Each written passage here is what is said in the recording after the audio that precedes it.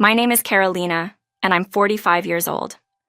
I work as a nurse, and ever since I was a child, I dreamed of helping people. Through hard work and dedication, I made that dream come true. I married Reynold at the age of 37, which might seem late to some, but it was perfect for us. I even gave birth to a wonderful baby boy at the age of 40, despite the high risks. My husband and I have a happy life together now. But things weren't always this way.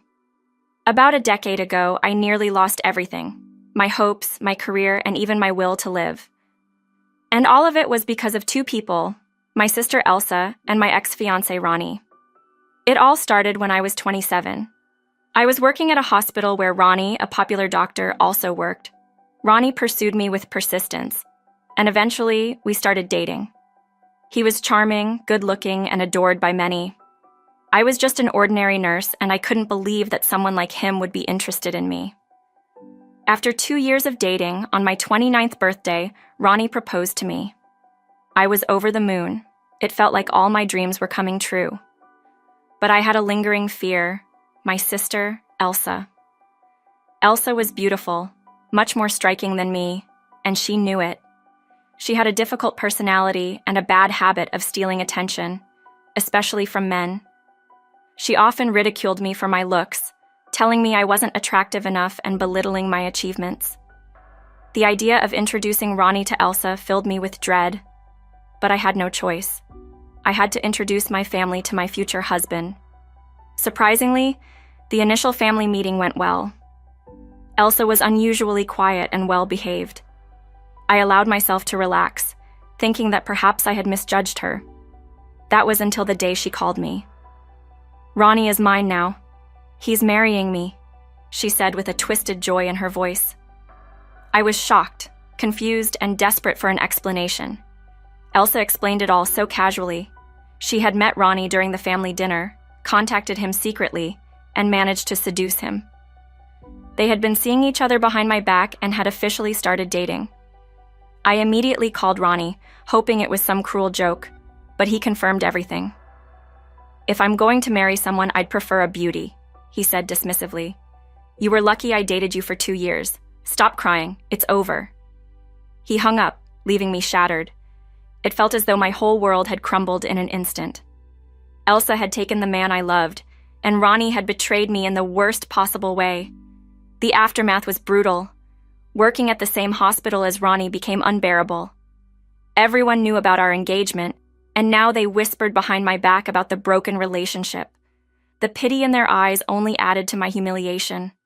I couldn't stand it, so I quit my job and started fresh at another hospital. But Elsa and Ronnie weren't content just taking my happiness. They wanted to rub it in my face. They sent wedding invitations to our parents, made sure I knew about it, and even sent pictures of Elsa in her wedding dress. It was cruel, and it pushed me to the brink. I spent countless days crying, struggling to pull myself together. I even sought therapy to help me through the darkness. I decided to cut all ties with Elsa, changing my phone number and cutting off contact with my parents to avoid hearing about her. Slowly, I began to recover. I poured myself into my work at the new hospital, which was much larger than my previous one. There was so much to learn that I didn't have time to think about Elsa and Ronnie. I buried myself in my career, determined to forget them. After a while, I began to receive attention from Reynold, a surgeon at the hospital. He was kind and persistent, but I was hesitant. My past experience with Ronnie made me wary of dating another doctor. Reynold, however, wasn't deterred. After a year of persistence, he asked me out for dinner. During that meal, I shared my story with him and told him I had no intention of dating another doctor. Reynold looked me in the eye and said, "I can't give up on you. I promise to make you happy." His sincerity moved me, and I decided to give love another chance. Reynold and I started dating, and eventually we got married. He kept his promise. He made me happy. We built a beautiful family together, and our son brought even more joy into our lives. My in-laws, Timothy and Ariana, were also wonderful.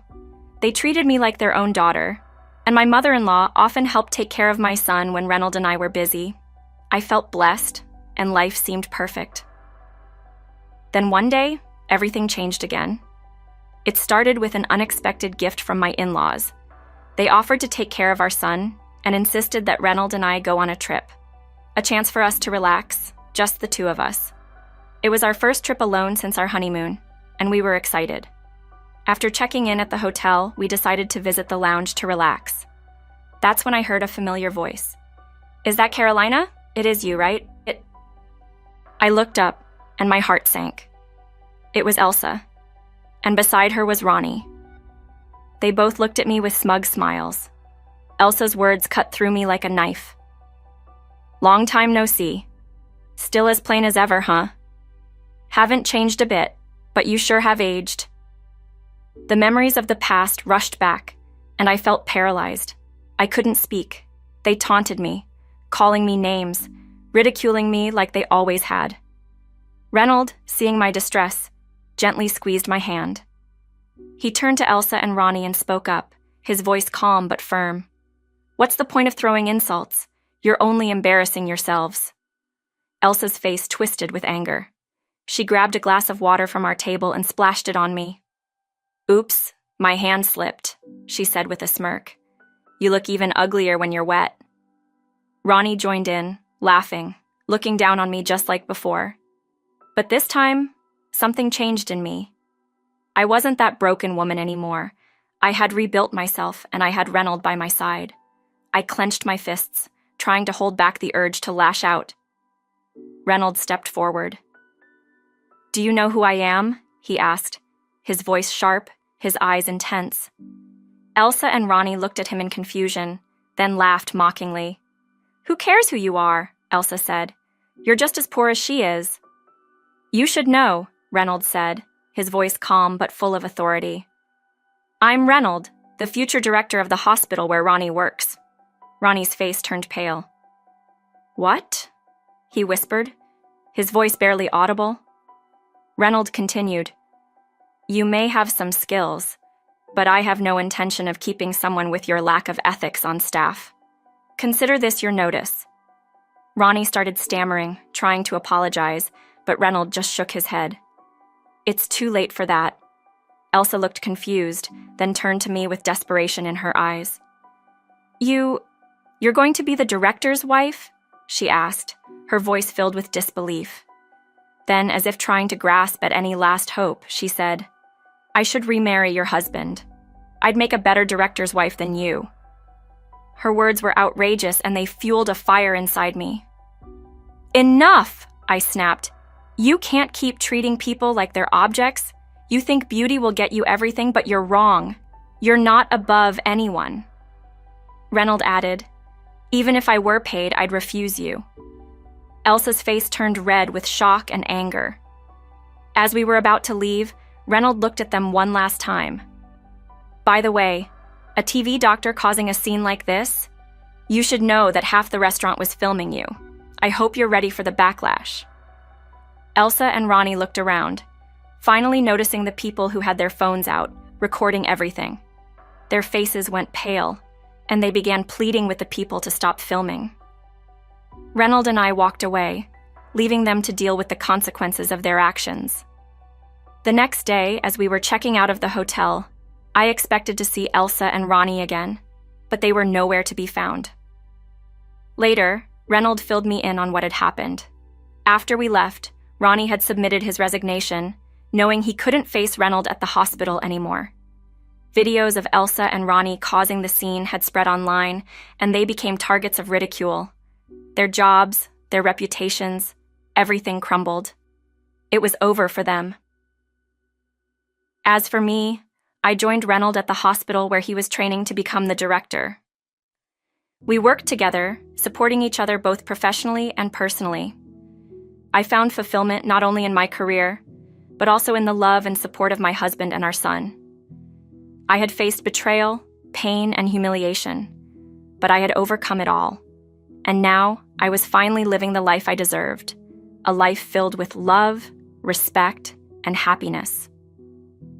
Despite everything that had happened, I knew that holding on to anger wouldn't do me any good. I chose to forgive, not because Elsa and Ronnie deserved it, but because I needed to move on. I realized that my strength came from within, and from the people who truly cared about me: my husband, my son, and my new family. My life was full of love and purpose, and that was more than enough. I was no longer haunted by the past. I had reclaimed my happiness, and that was the greatest revenge of all.